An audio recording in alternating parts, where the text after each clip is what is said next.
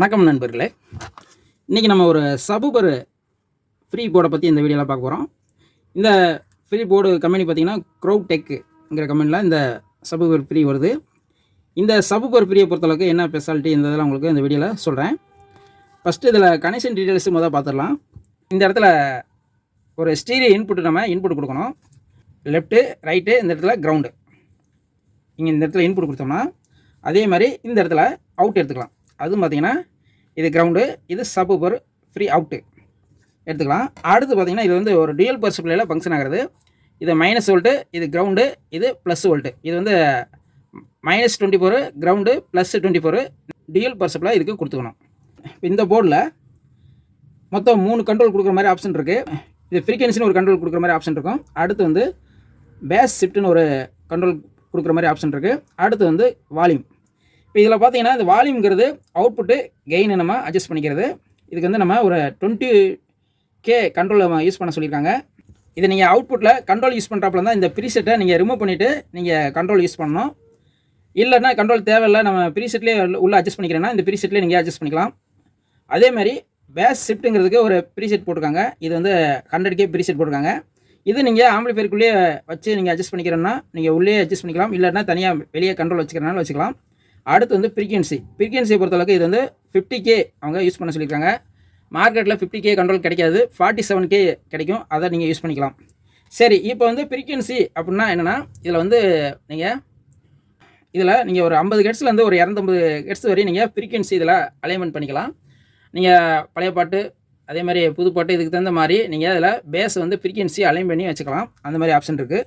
அடுத்து பார்த்தீங்கன்னா பேஸ் ஷிஃப்ட்டுன்னு அப்படின்னு ஒரு கண்ட்ரோல் கொடுத்துருக்காங்க. இது எதுக்கு அப்படின்னா உங்களோட ரூம் சைஸுக்கு தகுந்த மாதிரி நீங்கள் ஒரு இடத்துல நீங்கள் சபூபர் பாக்ஸ் வச்சுருக்கீங்க அப்படின்னா அந்த பாக்ஸ் வச்சுருக்க இடத்த வந்து நம்ம அதுக்கு தகுந்த மாதிரி இந்த கண்ட்ரோல் மூலமாக பேஸை வந்து கரெக்டாக அந்த பாக்ஸுக்கு வச்சுருக்க இடத்துக்கு தகுந்த மாதிரி அந்த பேஸை அலைன்மெண்ட் பண்ணிக்கலாம். அந்த மாதிரி ஒரு கண்ட்ரோல் இதில் கொடுத்துருக்காங்க.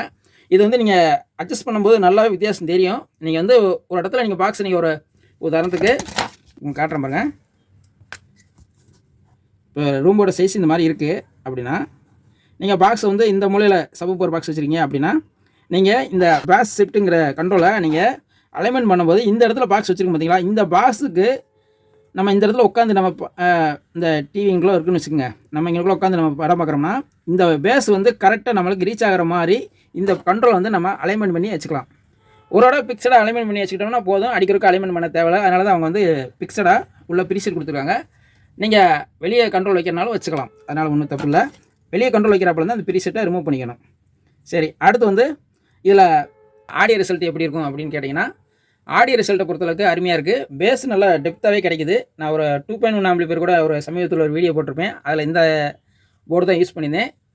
கஸ்டமரு இந்த ஆம்பிளிஃபையரை சென்னைக்கு நான் கொடுத்து விட்டதில் அவங்க யூஸ் பண்ணி பார்த்துட்டு பேஸ் அருமையாக இருக்குது, எனக்கு ரொம்ப பிடிச்சிருக்குன்னு சொல்லியிருந்தாங்க.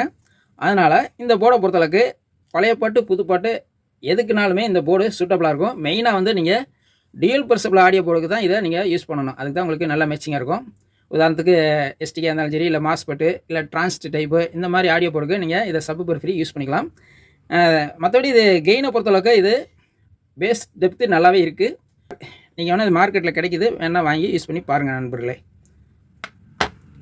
அவ்வளோதான் நண்பர்களே, மீண்டும் அடுத்த வீடியோவில் சந்திப்போம். நன்றி, வணக்கம்.